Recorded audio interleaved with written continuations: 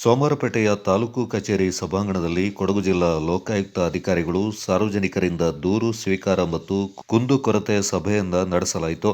ಸಭೆಯ ಅಧ್ಯಕ್ಷತೆಯಿಂದ ಲೋಕಾಯುಕ್ತ ಡಿವೈಎಸ್ಪಿ ದಿನಕರ ಶೆಟ್ಟಿ ವಹಿಸಿದ್ರು. ಸರ್ಕಾರಿ ಕಚೇರಿಗಳಿಗೆ ಸಾಕಷ್ಟು ಜನರು ಮಾಹಿತಿ ಹಕ್ಕಿನಡಿಯಲ್ಲಿ ಮಾಹಿತಿ ಕೊಡುವಂತೆ ಮನವಿ ಮಾಡಿದ್ರು ಸರಿಯಾದ ಮಾಹಿತಿ ನೀಡ್ತಾ ಇಲ್ಲ ಅಂತ ಸಾರ್ವಜನಿಕರು ದೂರ್ತಾ ಇದ್ದಾರೆ. ಇಲಾಖಾಧಿಕಾರಿಗಳು ಬೇಜವಾಬ್ದಾರಿಯಿಂದ ವರ್ತಿಸದೆ ಸರಿಯಾದ ಮಾಹಿತಿಯನ್ನ ಎಲ್ಲರೂ ನೀಡಬೇಕೆಂದು ತಿಳಿಸಿದರು. ಹಲವು ಇಲಾಖೆಗಳಲ್ಲಿ ಹೊರಗುತ್ತಿಗೆ ಆಧಾರದಲ್ಲಿ ಹೆಚ್ಚಿನವರು ಕೆಲಸ ಮಾಡ್ತಾ ಇದ್ದಾರೆ. ಆದರೆ ಇವರಿಗೆ ಹಾಜರಾತಿ ಪುಸ್ತಕದಲ್ಲಿ ಹಾಜರಾತಿ ಪಡೀತಾ ಇಲ್ಲ.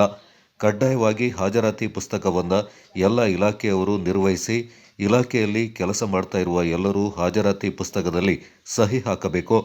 ಇಲಾಖೆಗಳಿಗೆ ಭೇಟಿ ನೀಡುವ ಸಂದರ್ಭ ಹಾಜರಾತಿ ಪುಸ್ತಕವನ್ನು ನಿರ್ವಹಿಸದಿರುವುದು ಕಂಡುಬಂದಲ್ಲಿ ಸೂಕ್ತ ಕಾನೂನು ಕ್ರಮ ತೆಗೆದುಕೊಳ್ಳಲಾಗುವುದೆಂದು ಎಚ್ಚರಿಕೆ ನೀಡಿದರು. ಈಗ ನಾವು ಮಾಡೋಕ್ಕಾಗ್ತದೆ ಸರ್, ಈಗ ಕೋರ್ಟಲ್ಲಿ ರಿಜಿಸ್ಟ್ರೇಷನ್ ಇರೋ ಕಾರಣ ಅದೊಂದು ನಮ್ಮಲ್ಲಿ ಸ್ವಲ್ಪ ಪಬ್ಲಿಕ್ದು ಪ್ರೆಷರ್ ಇದೆ ಸರ್. ಅದಲ್ಲದೆ ಈ ಒಂದು ನಮಗೆ ದುರಸ್ತಿ ಮೀನ್ಸ್ ಸರ್, ಯಾರಿಗೆ ಗ್ರ್ಯಾಂಟ್ ಆಗಿರ್ತದೆ ಅವರಿಗೆ ಸಪ್ರೇಟ್ ಆರ್ಟಿಸಿ ಮಾಡುವಂಥದ್ದು, ವಿಲೇಜ್ ಮ್ಯಾಪಿಗೆ ಅಳವಡಿಕೆ ಮಾಡುವಂಥದ್ದು ಅದು ಈ ಹಿಂದೆ ಆಗ್ತಾ ಇರಲಿಲ್ಲ ಸರ್. ಈಗ ನಮ್ಮ ಹೊಸ ರೆವಿನ್ಯೂ ಮಿನಿಸ್ಟ್ರೇಷನ್ ಬಂದ ನಂತರ ನಮಗೆ ತಂತ್ರಾಂಶಗಳನ್ನೆಲ್ಲ ಕೊಟ್ಟಿದ್ದಾರೆ ಸರ್. ಮೊದಲ ಥರ ಮ್ಯಾನ್ಯಲ್ ಆಗಿ ಮಾಡುವಂಥದ್ದು, ಬೇಕಾದ ಫೈಲ್ನ ಮಾಡುವಂಥದ್ದು, ಮತ್ತು ಬರಾಡಿ ಫೈಲ್ ಮಾಡುವಂಥದ್ದು, ಬಡವರು ಫೈಲ್ ಸೈಡ್ ಇಡುವಂಥದ್ದು ಅವೆಲ್ಲ ಈಗ ಆಗಲ್ಲ ಸರ್. ಯಾಕಂದ್ರೆ ನಮಗೆ ಎಷ್ಟು ಸರ್ವೆ ನಂಬರ್ನ ನಾವು ದುರಸ್ತಿ ಮಾಡಲೇಬೇಕು ಅನ್ನೋಂಥದ್ದು ಸರ್ ನಮ್ಮ ಶಿರಸ್ತರವಾಗಿನಿಂದಲೇ ನಮಗೆ ರೈಸ್ ಆಗುತ್ತೆ. ಆ ಪ್ರಕಾರವಾಗಿ ನಾವು ಎಲ್ಲೂ ಕೂಡ ಅದು ಸ್ಕಿಪ್ ಮಾಡಿ ಹೋಗಬೇಕಾಗ್ತದೆ. ಅದನ್ನು ಡಿ ಸಿ ಅವರು ನೋಡ್ಬೋದು, ರೆವಿನ್ಯೂ ಮಿನಿಸ್ಟರ್ ನೋಡ್ಬೋದು, ಎಲ್ಲ ಮೇಲಧಿಕಾರಿಗಳು ಬಟ್ ಅದು ಬೇಕಾಗಿಲ್ಲ. ಸುಮಾರು ಕಡೆ ನಿಮಗೆ ತೊಂದರೆ ಕೊಡೋರಿದ್ದಾರೆ, ನೀವು ಬೇಡ ಅಂದರೂ ಕೂಡ ನಿಮ್ಗೆ ಹಿಂಸೆ ಮಾಡೋರಿದ್ದಾರೆ, ಅದನ್ನು ಮಾಡ್ಬೋದು. ಈ ಸಲ ಒಂದು ಮಂಗಳೂರು ಲೋಕಾಯುಕ್ತ ಆಫೀಸಲ್ಲೇ ಯಾರು ಪಬ್ಲಿಕ್ ಸರ್ವೆಂಟೇ ಬಂದರು, ಅವರಿಗೆ ಸುಮ್ಮನೆ ದೇವ್ರು ಕೊಟ್ಟ ನೌಕರಿ ಅದನ್ನ ಕಳ್ಕೊಂಡು ಸುಮ್ಮನೆ ಯಾರ್ಯಾರು ಇದಾಗೋದು ಬೇಡ. ನಮ್ಮ ಹಿಂದ್ಗಡೆ ನಮ್ಮನ್ನು ನಂಬ್ಕೊಂಡು ಬಂದಿರುವಂತ ಕುಟುಂಬ ಇದ್ದೇ ಇರುತ್ತಲ್ಲ, ಹೆಂಡತಿನೋ ಗಂಡನೋ ಮಕ್ಕಳು ಅಥವಾ ತಂದೆ ತಾಯಿನೋ ಇದ್ದೇ ಇರ್ತಾರೆ. ಸೊ ಅದ್ರ ಬಗ್ಗೆ ಸ್ವಲ್ಪ ಚಿಂತೆ ಮಾಡಬೇಕು ನಾವು. ಸುಮ್ಮನೆ ಯಾವುದೋ ಒಂದು ಜೊತೆಗೆ ಇದಕ್ಕೆ ಹೋಗಿ ನಮ್ಮ ಇದನ್ನು ಹಾಳು ಮಾಡ್ಕೊಳ್ಳೋದಲ್ಲ, ಸ್ವಲ್ಪ ಗಂಭೀರವಾಗಿ ವಿಚಾರ ಮಾಡಬೇಕು. ಸೊ ಈ ಕಾರ್ಡ್ ಆಯಿತು, ಈ ಸ್ವತ್ತು ಆಯಿತು, ಏನಿದೆ ಅದನ್ನೆಲ್ಲ ಪಕ್ಕಾ ಮಾಡಿ. ಕಂದಾಯ ಇಲಾಖೆ ಎಷ್ಟು ಬರುತ್ತೆ. ನಾನು ಹೇಳ್ತದ್ದು ನಿನ್ನೆ ಒಂದು ಯಾವುದೋ ಒಂದು ಬಿಲ್ಡಿಂಗ್ ಕಟ್ಟೋ ವಿಚಾರದಲ್ಲಿ ಅರ್ಜಿ ಕೊಟ್ಟು ಫೈಲೇ ತುಂಬ ದಪ್ಪ ಆಗಿದೆ. ಅವ್ರಿಗೆ ಎಷ್ಟು ಟೈಮ್ ವೇಸ್ಟ್, ಅವ್ರಿಗೆ ಮಾತ್ರ ಅಲ್ಲ, ಅದ್ರ ನಮ್ದು ತುಂಬ ಟೈಮ್ ವೇಸ್ಟ್ ಆಗುತ್ತೆ. ಅರ್ಜಿಗಳು ಎಷ್ಟು ಬರುತ್ತೆ, ನಾವು ಇನ್ನೊಂದು ಅಷ್ಟು ಕೆಲಸ ಜಾಸ್ತಿ ನೀವು ಮಾಡಲಿಲ್ಲ ಅಂದ್ರೆ ನಮ್ಮಲ್ಲಿ ಬರುತ್ತೆ. ಇತರೆ ಪಬ್ಲಿಕ್ಕಿಂದ ಎಂಟು ಆಗಬಾರ್ದು ಅನ್ನೋ ಉದ್ದೇಶಕ್ಕೆ ಅರಣ್ಯ ಇಲಾಖೆ ಅಂತ ಹಸ್ತಾಂತರ ಮಾಡಿದೆ.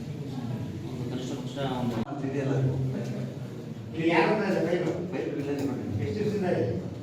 ಅದು ವಿಲೇಜ್ ಅಕೌಂಟೆಂಟ್ ಕೆಲಸ ಏನಿದೆ ಏನು ಮಾಡಬೇಕು, ಅವ್ರು ಏನು ಮಾಡಬೇಕಾಗಿಲ್ಲ, ಅದು ಅಟೆಸ್ಟ್ ಮಾಡ್ಕೊಂಡು ಕಳ್ಸೋದಷ್ಟೇ. ಅವ್ರು ಅಟೆಸ್ಟ್ ಮಾಡಬೇಕಾ? ಅವ್ರು ಅಟೆಸ್ಟ್ ಅಲ್ಲ, ನಮ್ಮನ್ನ ಅಲ್ಲಿ ತನಕ ಬಂದರೆ ಕಷ್ಟ ಆಗ್ತದೆ. ಯಾವ ಈಗಾಗಲೇ ಕಳೆದ ತಿಂಗಳು taluk office, sub register office ಒಂದ್ಸಲಿ ಪರಿಶೀಲನೆಗೆ ಒಳಪಟ್ಟಿದೆ. ಈ ಬೇರೆ ಕಚೇರಿಗಳು ನಿಮ್ಟರ್ ಯಾವ ಬರ್ತದೋ ಗೊತ್ತಿಲ್ಲ. ಎಲ್ಲ ಡಾಕ್ಯುಮೆಂಟ್ಸೇ ಆಗಲಿ, ಅರ್ಜಿ ವಿಲೇವಾರಿ ಆಗಲಿ ಎಲ್ಲನೂ ಬಗೆಹರಿಸಿ, ಕೆಲವು ಕಡೆ ಅರ್ಜಿ ವಿಲೇವಾರಿ ಮಾಡಬೇಕು ಅನ್ನೋ ಒಂದೇ ಒಂದು ಕಾರಣದಿಂದ ಇಲ್ಲ ಸ್ವಲ್ಪ ಕಾರಣ ಕೊಟ್ಟು ರಿಜೆಕ್ಟ್ ಮಾಡ್ತಾ ಇರೋದು ಗಮನಕ್ಕೆ ಬಂದಿದೆ. ನೀವು ಯಾವುದಾದ್ರು ರಿಜೆಕ್ಟ್ ಮಾಡಿದರೆ ಕಾನೂನು ಪ್ರಕಾರ ಇದ್ದರೆ ಓಕೆ, ಅದೇ ಕಾನೂನು ಎಲ್ರಿಗೂ ಅಪ್ಲೈ ಆಗಿರಬೇಕು. ಎಷ್ಟು ರಿಜೆಕ್ಟ್ ಮಾಡಿದ್ರಿ ಆ ಹಿಂದಿನ ಫೈಲ್ಗಳನ್ನು ಕೂಡ ನಮಗೆ ಪರಿಶೀಲನೆ ಮಾಡೋಕ್ಕೆ ಹೇಳಿದ್ದಾರೆ. ನೀವು ಇಲ್ಲಿ ರಿಜೆಕ್ಟ್ ಮಾಡಿರೋ ಕಾರಣಗಳಿದ್ರೂ ಸಹ ಒಂದನ್ನು ನೀವು ಪಾಸ್ ಮಾಡಿರ್ತೀರಿ. ಇದು ಯಾವುದೋ ಕಾರಣದಿಂದ ಅದೇ ಕಾರಣಕ್ಕೋಸ್ಕರ ರಿಜೆಕ್ಟ್ ಮಾಡಿದರೆ ಕೆಲವರು ಬಾಯಿಗೆ ಬಂದಂಗೆ ಸಾರ್ವಜನಿಕ ಅಧಿಕಾರಿಗಳನ್ನ ಬೈತಾ ಇದ್ದಾರೆ ಅಂದರೆ ಸಣ್ಣ ಪುಟ್ಟ ವಿಚಾರ ತಗೊಂಡು ಬೆದರಿಕೆ ಆಗ್ತಾ ಇದ್ದಾರೆ ಕೆಲವರು ಅನ್ನೋದು ನಮಗೆ ದೂರು ಬಂದಿದೆ. ಕೆಲವರು ಹೆಸರುಗಳ ನಮಗೆ ಹೇಳ್ತಾರೆ, ದಯವಿಟ್ಟು ಆ ಥರ ಇದ್ದರೆ ಕನ್ಸಲ್ಟ್ ಪೊಲೀಸ್ ಸ್ಟೇಷನ್ಗೆ ನೀವು ದೂರು ಕೊಡಬೇಕು. ಈ ಹಿಂದೆ ಒಂದು 3-4 ತಿಂಗಳ ಹಿಂದೆ ಲೋಕಾಯುಕ್ತ ಸಭೆಯಲ್ಲಿ ಇನ್ಸ್ಪೆಕ್ಟರ್ ಲೋಕೇಶ್ ವೀಣಾ, ತಾಲೂಕು ಪಂಚಾಯಿತಿ ಕಾರ್ಯನಿರ್ವಹಣಾಧಿಕಾರಿ ಪರಮೇಶ್ ಕುಮಾರ್ ಸೇರಿದಂತೆ ತಾಲೂಕು ಮಟ್ಟದ ವಿವಿಧ ಇಲಾಖಾಧಿಕಾರಿಗಳು ಪಾಲ್ಗೊಂಡಿದ್ದರು.